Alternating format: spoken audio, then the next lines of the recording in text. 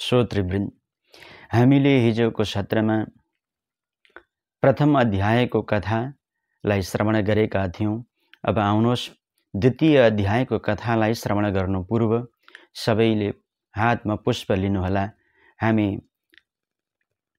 स्तुति गर्नेछौँ। तत्पश्चात आजको द्वितीय अध्यायको कथालाई प्रारम्भ गर्नेछौँ। यं ब्रह्मा वरुणेन्द्र रुद्रमरुतः स्तुन्वन्ति दिव्यैस्तवैर्वेदैः साङ्गपदक्रमोपनिषदैर्गायन्ति यं सामगान्। ध्यानावस्थित तद्गतेन मनसा पश्यन्ति यं योगिनो यस्यान्तं न विदुषुरासुरगणा देवाय तस्मै नमः। श्रीमच्चन्दनचर्चितोज्ज्वलवपुः शुक्लाम्बरा मल्लिका मालालङ्कृतकुण्डला प्रविलसन्मुक्तावली शोभिता सर्वज्ञाननिदानपुस्तकधरा रुद्राक्षमालाकरा वाग्देवी वदनाम्बुजे वसतु मे त्रैलोक्यमाता चिरम्। मूकं करोति वाचालं पङ्गुं लङ्घयते गिरिं यत्कृपातमहं वन्दे परमानन्दमाधवम्। नमो भगवते तस्मै व्यासाय मिततेजसे यस्य प्रसादाद् वक्ष्यामि नारायणकथामिमाम्। नारायणं नमस्कृत्य नरं चैव नरोत्तमं देवीं सरस्वतीं व्यासं ततो जयमुदीरयेत्। नमस्तेस्तु जगन्मातः स्वस्थानि सर्वमङ्गले तव प्रसादात् देवेशि कथा पूर्ण भवेन्मम। आउनुहोस् हातमा भएको पुष्प भगवानलाई अर्पण गरिदिनु होला, पुस्तकमा चढाइदिनु होला। अब हामी द्वितीय अध्यायको कथा प्रसङ्गलाई श्रवण गर्न लागिरहेका छौँ। एकचित्त भएर मनलाई केन्द्रित गरेर श्रवण गर्नुहोला। द्वितीयोत्सवः। अगस्त्य मुनि भन्नुहुन्छ, हे स्कन्द कुमारजी, तपाईका वचन रूपी अमृतको रस मेरा जिब्राले फेरि पिउन इच्छा गरिरहेको छ। कानले श्रवण गर्न चाहन्छ। मधुर कैटव वध गरेको कुरा र 14 भुवन 7 द्वीप 7 समुद्र अनेक पर्वत आदि तथा ऋषिहरू सृष्टि भएको कुरा सुने। अब देवता दैत्यहरूको विवाह प्रसङ्ग पनि श्रवण गर्न चाहन्छु। जीवहरूको सृष्टि भएको कुरा सुन्नको साह्रै इच्छा छ भन्दा कुमारजी आज्ञा गर्नुहुन्छ। हे अगस्त्य मुनि, एकचित्त भई सुन। दक्षले असिक्नी नाम गरेकी स्त्रीमा ब्रह्माजीका आज्ञाले 60 कन्या उत्पन्न गरे। ती 60 मध्ये 10 वटी कन्या धर्मलाई दिए। फेरि अश्विनी आदि गरिएका 27 कन्या चन्द्रमालाई दिए। अनि भूतलाई 2, अंगिरालाई 2, कृशाश्वलाई 2 कन्या दिए। तार्क्षलाई 4 कन्या दिए। कश्यपलाई 13 कन्या दिए। यिनै कन्याहरूबाट अनेक थरी जीव, मनुष्य, देवता, दैत्य, पशु, पक्षीहरू उत्पन्न भए। इनका सन्तानका नाम संक्षेपले कहन्छु, सुन। धर्मका स्त्रीहरू भानु, लम्बा, ककुभ, जामी, विश्वा, साध्या, मरुत्वती, वसु, मुहूर्ता र संकल्पा नाम गरेका हुन्। अब इनका सन्तानहरूको नाम सुन। भानुका पुत्र देवऋषभ, देवऋषभका पुत्र इन्द्रसेन, लम्बाका पुत्र विद्योत, विद्योतका पुत्र स्तनयितनु, ककुभका पुत्र संकट, संकटका पुत्र कीकट, जामीका पुत्र स्वर्ग, स्वर्गका पुत्र नन्दी, विश्वाका पुत्र विश्वदेवा। इनका सन्तान भएनन्। साध्याका पुत्र साध्य नामका देवगण जन्मे। इनका पुत्र अर्थसिद्धि, मरुत्वतीका पुत्र मरुत्वान र जयन्त, जयन्त भगवानको अंश हुनाले उपेन्द्र पनि भन्दछन्। वसुका द्रोण, प्राण, ध्रुव, अर्क, अग्नि, दोष, वसु, विभावसु यी अष्टवसु पुत्र जन्मे। द्रोणका अभिमति नामकी स्त्रीमा हर्ष, शोक, भय यी 3 छोरा जन्मे। प्राणका ऊर्जस्वती भार्यामा सह, आयु, पुरोजव यी 3 पुत्र जन्मे। ध्रुवका धरणी भार्यामा अनेक प्रकारका पुरका अभिमानी देवताहरू जन्मे। अर्कका वासना भार्यामा तरस आदि गरिएका पुत्रहरू जन्मे। अग्निका वसुरधारा स्त्रीमा द्रविण आदि पुत्रहरू जन्मे। दोषका सर्वरी भार्यामा भगवानका अंशले युक्त भएका शिशुमार जलजन्तु विशेष जन्मे। वसुका आङ्गिरसी भार्यामा शिल्प विद्याका आचार्य विश्वकर्मा जन्मे। विश्वकर्माका पुत्र चक्षुक, चक्षुकका पुत्र मनु, मनुका विश्व र साध्या जन्मे।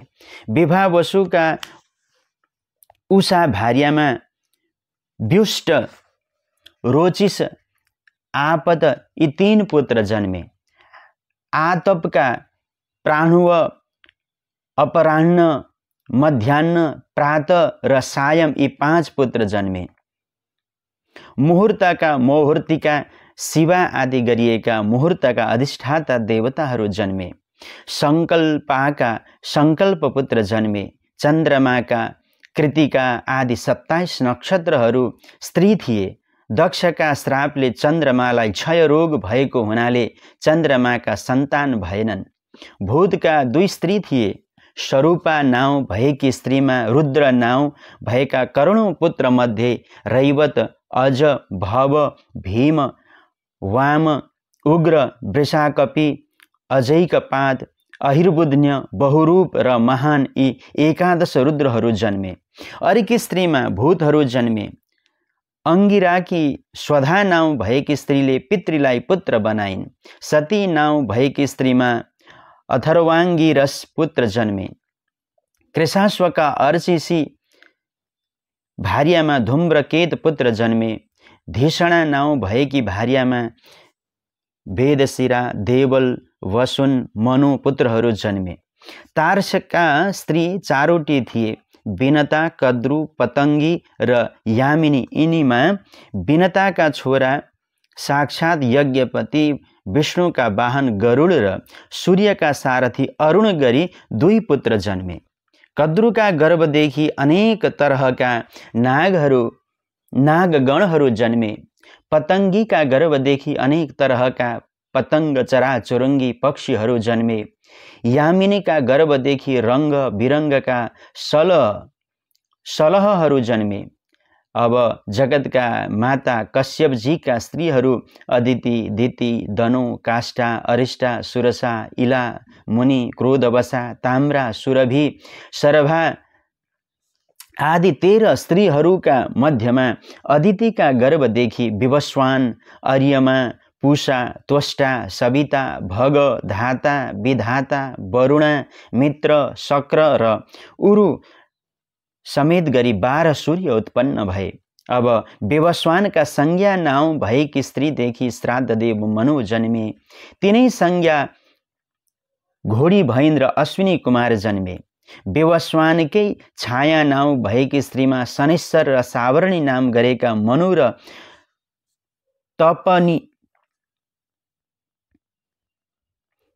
तपती नाम गरेकी कन्या जन्मिन्। यिनले संवरणलाई पति गराइन्।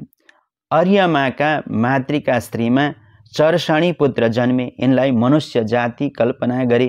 पूषाले ब्रह्म समाजमा दाँत देखाउनाले दक्षदेखि रिसाएका महादेवका गणले दाँत झारिदिए। त्यहाँदेखि पिठो खाई निर्वाह गर्दछन्, सन्तान पनि भएनन्।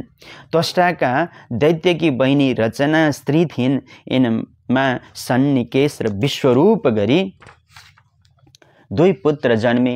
दितिका गर्भदेखि हिरण्यकशिपु आदि अनेक दैत्यहरू जन्मे।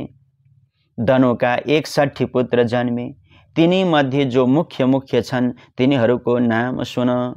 द्विमूर्धा, शम्बर, अरिष्ट, हयग्रीव, विभावसु, अयोमुख, अंकुशिरा, स्वरभानु, कपिल, अरुण, पुलोमा, वृषपर्वा, एकचक्र, अनुतापन, धूम्रकेश, विरूपाक्ष, विप्रचित्ति, दुर्जय। स्वरभानु की सुप्रभा नाम की कन्या थिइन्।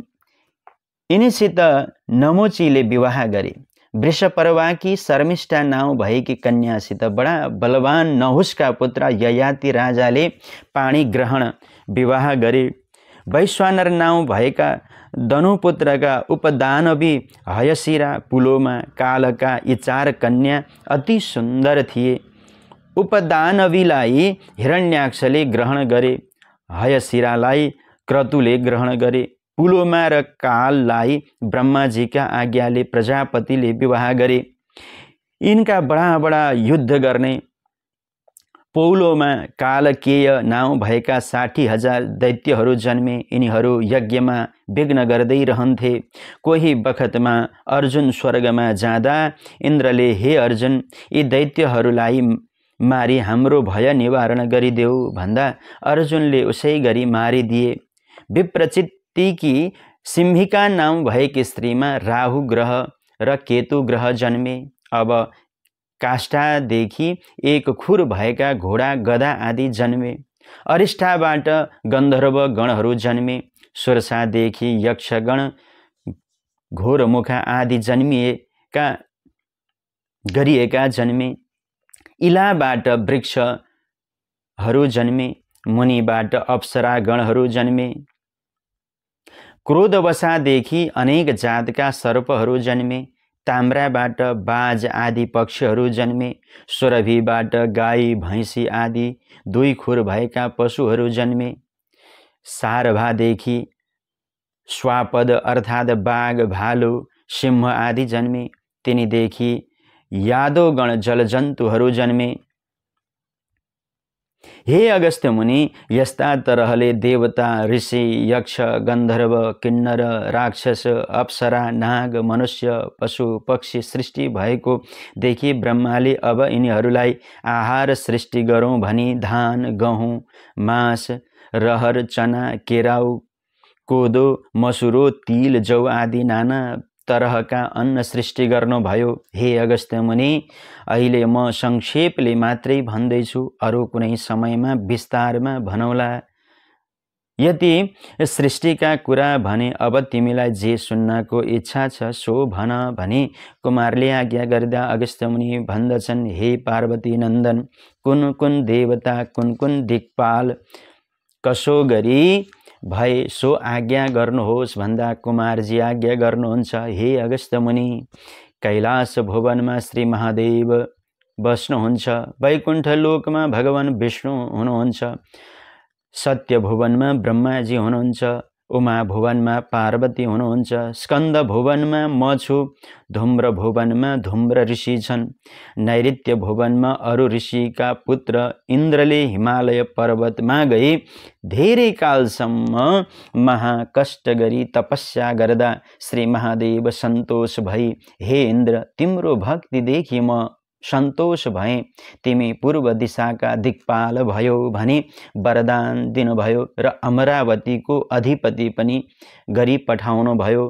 फेरि अग्निले पनि त्यसै गरी तपस्या गरे। महादेव सन्तोष भई अग्निकोणको दिक्पाल भयो भने शुद्धावतीको अधिपति गरी पठाउनु भयो। फेरि यमराजले त्यसै गरी तपस्या गरे, महादेवलाई प्रसन्न बनाए अनि दक्षिण दिशाको दिक्पाल भयो भने यमपुरीको अधिपति बनाएर पठाउनु भयो। फेरि नैऋत्यले पनि त्यसै गरी तपस्या गरे, महादेव प्रसन्न भई नैऋत्य कोणको दिक्पाल भयो भने कृष्णावतीको अधिपति गरी विदा गर्नुभयो। फेरि वरुण गई त्यसै गरी तपस्या गरे, महादेव सन्तोष भएर पश्चिम दिशाको दिक्पाल भयो भनेर आशीर्वाद वरदान प्रदान गर्नुभयो।